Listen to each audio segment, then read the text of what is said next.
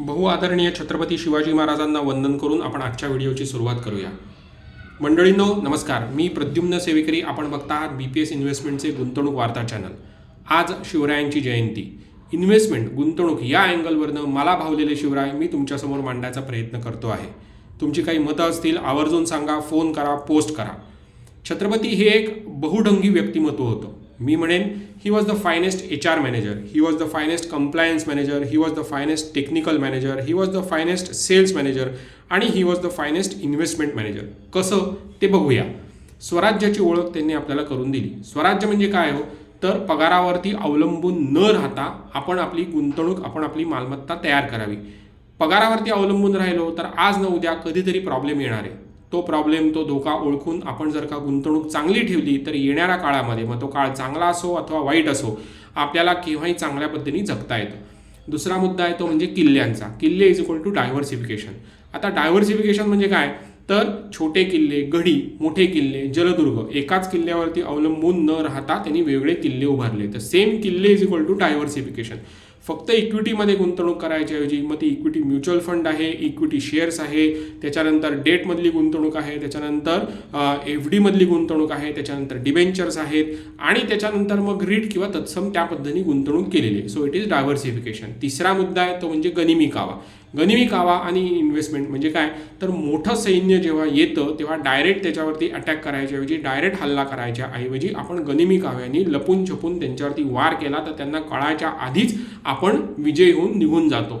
गुंतवणुकीमध्ये सामना असतो FIशी. FI म्हणजे फॉरेन इन्स्टिट्यूशनल इन्व्हेस्टर्स. प्रचंड मोठ्या ताकदीने ते जेव्हा येतात तेव्हा आपल्या छोट्याशा तुटपुंजीचा त्यांच्यासमोर कुठल्याही पद्धतीने प्रभाव पडू शकत नाही.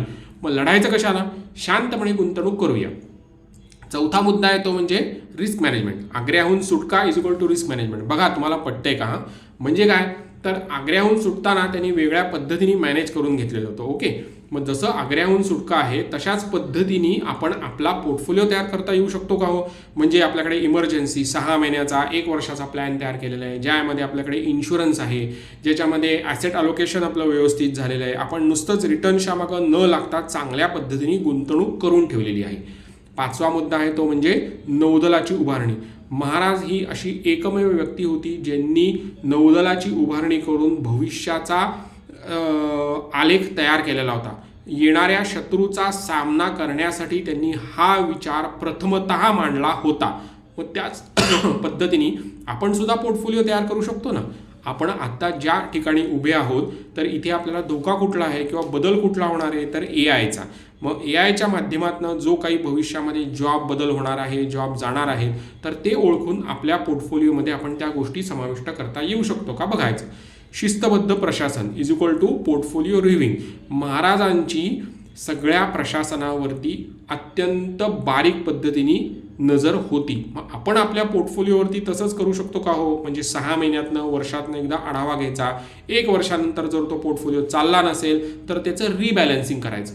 सातवा मुद्दा आहे तो म्हणजे मावळे. आता मावळे आणि SIP हे कसं, तर मावळे हे वेगळ्या पद्धतीचे होते. पद्धतीचे म्हणजे काय, तर कमी वयोगटाचे, ज्येष्ठ आणि अजून ज्येष्ठ अशा पद्धतीचे मावळे. मग कोणी फ्रंटवरती होते, कोणी बॅकवरती होते. मग SIP काय करतं, तर SIP हे कॉस्ट ॲव्हरेजिंग, रुपी ॲव्हरेजिंग करतं. जेव्हा पडतं मार्केट असतं त्यावेळेला आपण जर का SIPमध्ये गुंतवणूक करून ठेवली, वाढवली, तर पुढच्या काही वर्षांनंतर आपल्याला त्याचा प्रचंड मोठ्या प्रमाणामध्ये फायदा होणार आहे. उदाहरण म्हणून सांगायचं झालं तर मी पुन्हा तुम्हाला एका स्टॉकचं सांगेन, ते म्हणजे बजाज फायनान्स. 2015 साली बजाज फायनान्सचा भाव काय होता आणि 2015 पण नाही, 2008 साली काय भाव होता आणि 2025 साली त्याचा काय भाव आहे हे बघा. ज्यांनी कोणी 2008 साली त्यामध्ये गुंतवणूक केली आणि 2025 सालापर्यंत गुंतवणूकदार राहिलेले आहेत ना मंडळींनो, त्यांच्यासाठी दारं म्हणजे अशी भाकरा नांगलसारखी प्रचंड मोठ्या प्रमाणामध्ये उघडलेली आहेत. असो, आठवा मुद्दा आहे तो म्हणजे दीर्घकालीन दृष्टी. म्हणजे काय, कंपाऊंडिंग.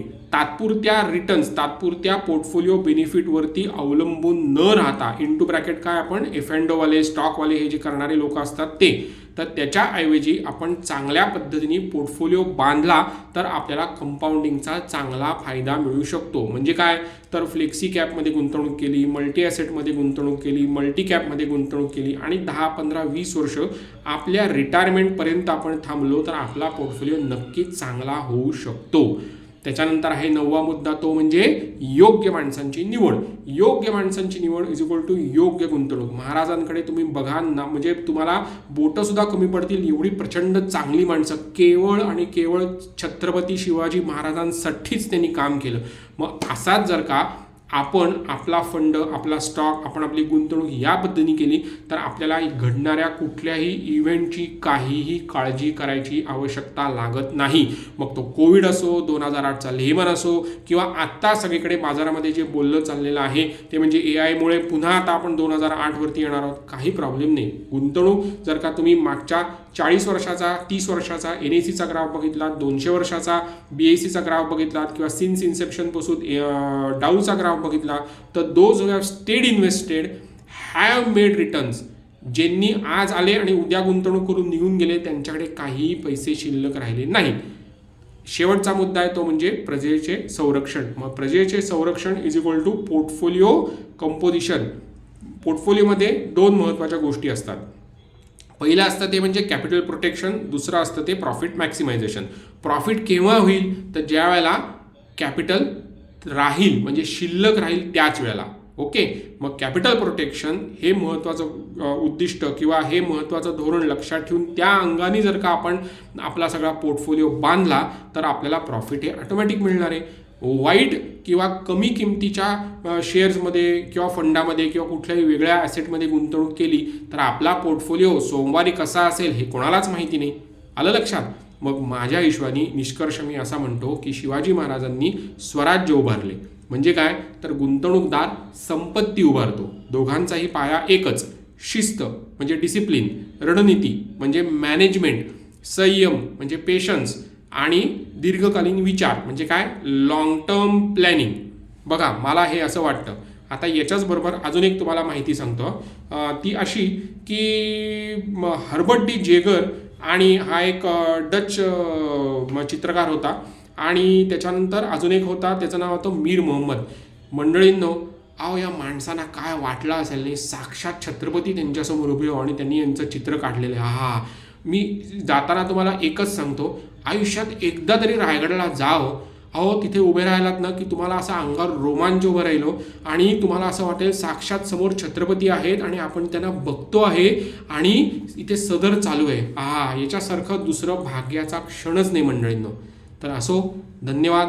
तुम्हाला ही पोस्ट कशी वाटली आवर्जून सांगा, पोस्ट करा, फोन करा. पुन्हा लवकरच भेटूया. धन्यवाद.